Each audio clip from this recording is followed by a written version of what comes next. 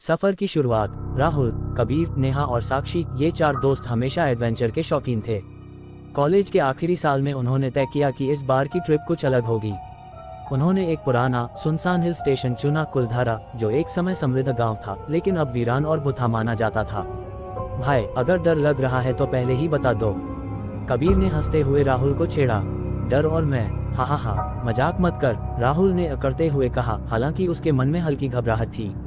चारों अपनी कार में सामान लेकर निकल पड़े। रास्ते में वे मजाक कर रहे थे, गाने गा रहे थे, लेकिन जैसे जैसे वे कुलधारा की ओर बढ़े, माहौल अजीब होने लगा। शाम होते होते जंगल घना और डरावना लगने लगा। सड़क टूटी फूटी थी और पेड़ों की शाखाएं अजीबोगरीब आकृतियां बना रही थीं। यार, ये जगह तो सच में डरावनी लग रही है, नेहा ने सहमे हुए कहा। अरे कुछ नहीं होगा, हम लोग बस एंजॉय करने आए हैं, साक्षी ने उसे दिलासा दिया। भाग 2, वीरान हवेली का रहस्य। रात हो चुकी थी और उन्हें कोई होटल नहीं मिला, क्योंकि इस गांव में अब कोई रहता ही नहीं था। तभी उन्हें दूर एक पुरानी हवेली दिखाई दी। वे सब वहां रुकने का फैसला करते हैं। हवेली बड़ी थी, लेकिन खंडहर जैसी लग रही थी। दीवारों पर काई जमी थी, खिड़कियां टूटी हुई थीं और दरवाजे पर जंग लगा था। क्या हमें सच में यहाँ रुकना चाहिए? नेहा ने चिंतित होकर पूछा। अब और कोई ऑप्शन नहीं है, सुबह होते ही निकल जाएंगे, कबीर ने जवाब दिया। अंदर घुसते ही उन्हें एक अजीब सी ठंडक महसूस हुई। कमरे में पुरानी चीजें रखी थीं, पुराने फर्नीचर, धूल से ढके आईने और फर्श पर जाले। कोई तो बहुत पहले यहाँ रहता था, राहुल ने फुसफुसाया। रात में चारों ने सोने की कोशिश की, लेकिन तभी अचानक दरवाजा खुद ब खुद बंद हो गया। कौन है? साक्षी ने कांपती आवाज में पूछा। तभी एक धीमी हंसी गूंज उठी। चारों के रोंगटे खड़े हो गए। कबीर ने टॉर्च जलाकर देखा, लेकिन कुछ नहीं था। चलो, इसे हवा का असर मानकर सोने की कोशिश करते हैं, राहुल ने कहा, हालांकि उसकी आवाज भी कांप रही थी। भाग 3, अजनबी की कहानी। अगली सुबह वे गांव के अंदर घूमने गए। उन्हें एक बूढ़ा आदमी मिला जो वहीं रहता था। बाबा, ये जगह इतनी वीरान क्यों है? नेहा ने पूछा। बूढ़े आदमी ने गहरी सांस ली और बोला, यहाँ जो भी रात गुजारता है वह जिंदा नहीं बचता। क्यों? राहुल ने डरते हुए पूछा। बूढ़े आदमी ने बताया कि कई साल पहले इस गांव के लोगों ने अचानक इसे छोड़ दिया था। कहा जाता है कि गांव पर एक श्राप था। एक नवविवाहिता लड़की को इस हवेली के मालिक ने जबरदस्ती अपना बनाने की कोशिश की थी, लेकिन उसने खुद को मार लिया। तब से उसकी आत्मा बदला लेने के लिए भटक रही है। आप मजाक कर रहे हैं ना? कबीर ने हंसने की कोशिश की। अगर मजाक लगता है तो आज रात फिर से हवेली में रुक कर देख लो, बाबा ने कहा और वहां से चले गए। भाग 4, डरावनी रात। चारों ने इसे अफवाह मान लिया और दोबारा हवेली में चले गए। रात होते ही अजीब चीजें होने लगीं। खिड़कियां अपने आप खुलने लगी, अचानक ठंडी हवा चलने लगी और किसी के चलने की आवाजें आने लगी। फिर अचानक आईने में एक परछाई दिखी। नेहा ने जोर से चीख मारी। चारों ने देखा एक सफेद साड़ी पहनी लड़की, जिसके बाल बिखरे हुए थे और आंखें सुर्खलाल थीं। तुम लोग मरने आए हो, भूतनी की आवाज गूंजी। चारों ने भागने की कोशिश की, लेकिन दरवाजे खुद ब खुद बंद हो गए। अचानक कबीर हवा में उठने लगा, जैसे कोई उसे खींच रहा हो। कबीर, उसे छोड़ दो, साक्षी ने रोते हुए कहा। राहुल ने अपनी जेब से भगवान की छोटी मूर्ति निकाली और जमीन पर गिराकर जोर से मंत्र पढ़ने लगा। अचानक सब कुछ हिलने लगा, हवेली कांपने लगी और भूतनी की दर्दनाक चीख सुनाई दी। अगले ही पल कबीर जमीन पर गिर गया और हवेली का दरवाजा अपने आप खुल गया। वे चारों जान बचाकर भागे और कार में बैठकर वहां से निकल गए। भाग 5, क्या ये अंत था? गाड़ी तेज रफ्तार में दौड़ रही थी। सबके चेहरे पर डर साफ झलक रहा था। अब कभी किसी भूतिया जगह मत चलना, नेहा ने कांपते हुए कहा। राहुल ने कांपते हाथों से गाड़ी की चाबी घुमाई, लेकिन इंजन ने जवाब दे दिया। नेहा और साक्षी डर के मारे रोने लगी, जबकि कबीर अभी भी सदमे में था। शीशे में वह भयानक परछाई धीरे धीरे नजदीक आ रही थी। हमें कुछ करना होगा, राहुल ने हड़बड़ाते हुए कहा। लेकिन क्या? साक्षी ने कांपती आवाज में पूछा। बाबा ने कहा था कि ये आत्मा बदला चाहती है, नेहा को अचानक याद आया। मतलब हमें इसकी कहानी को पूरा करना होगा, कबीर ने लड़खड़ाती आवाज में कहा। साक्षी ने कांपते हुए पीछे देखा। भूतनी अब उनकी गाड़ी के ठीक पीछे थी। उसकी आंखों से खून बह रहा था और उसके सफेद कपड़े हवा में उड़ रहे थे। भाग 7, आत्मा की कहानी। राहुल ने हिम्मत जुटाकर पूछा, तुम क्या चाहती हो? भूतनी कुछ पल तक घूरती रही, फिर उसकी भयानक आवाज गूंजने लगी। मुझे न्याय चाहिए, मेरी आत्मा इस हवेली में फंसी हुई है, क्योंकि मेरे गुनहगार को कभी सजा नहीं मिली। चारों की सांसें थम गईं। कबीर ने धीरे से पूछा, कौन था तुम्हारा गुनहगार?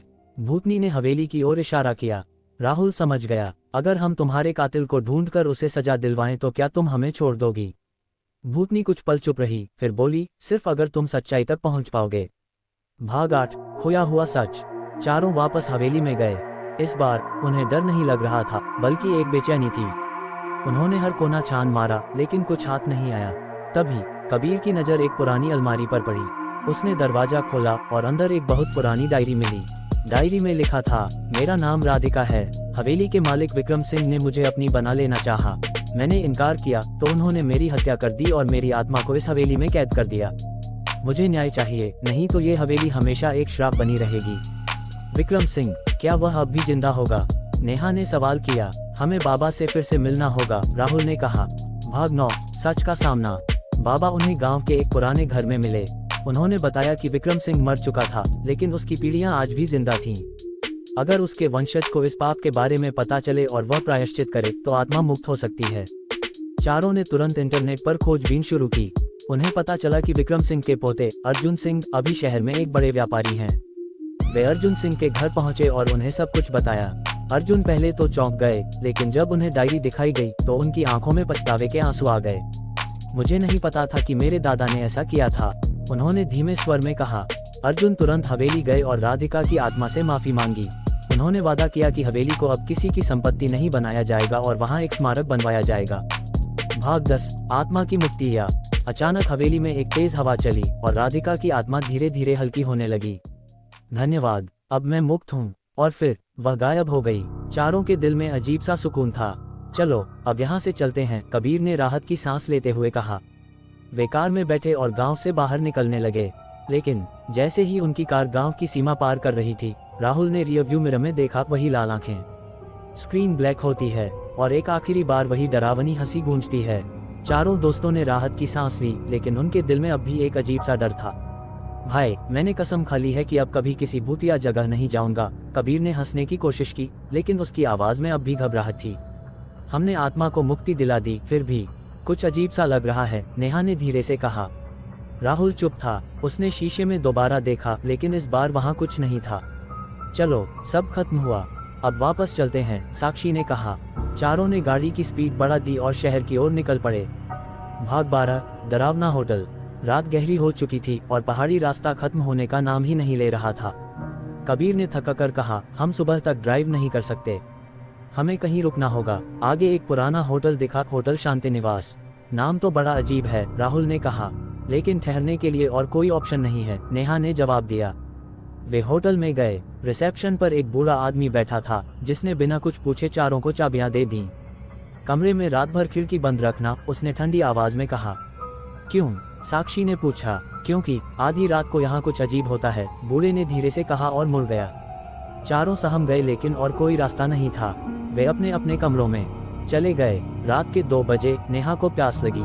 उसने लाइट ऑन की और पानी पीने लगी। तभी खिड़की पर किसी ने हल्की सी दस्तक दी। नेहा की सांसें अटक गईं। कौन है? उसने डरते हुए पूछा। कोई जवाब नहीं आया। फिर से दस्तक हुई, इस बार जरा जोर से। नेहा ने धीरे से खिड़की का पर्दा हटाया और सामने वही लाल आंखें। नेहा ने जोर से चीख मारी। भाग 13, एक और श्राप। चीख सुनकर बाकी तीनों दौड़कर उसके कमरे में आए। क्या हुआ? राहुल ने घबराकर पूछा। खिड़की पर वही आत्मा थी, नेहा ने रोते हुए कहा। राहुल और कबीर ने तुरंत खिड़की खोली, लेकिन बाहर कुछ नहीं था, सिर्फ काले बादल और हल्की बारिश हो रही थी। यह मुमकिन नहीं है, हमने आत्मा को मुक्त कर दिया था, साक्षी ने कहा। या फिर शायद सिर्फ हमने सोचा था कि हमने उसे मुक्त कर दिया है। राहुल की आवाज कांप रही थी। तभी अचानक होटल का लाइट बंद हो गया। पूरा होटल अंधेरे में डूब गया। हवा में वही डरावनी हंसी गूंजने लगी। क्या आत्मा सच में मुक्त हुई थी या कहानी अभी बाकी थी? लेकिन तभी गाड़ी के शीशे में वही लाल आंखों वाली लड़की दिखी। गाड़ी खुद ब खुद बंद हो गई। चारों की सांसें अटक गईं और फिर अचानक स्क्रीन ब्लैक हो जाती है और सिर्फ एक डरावनी हंसी गूंजती है।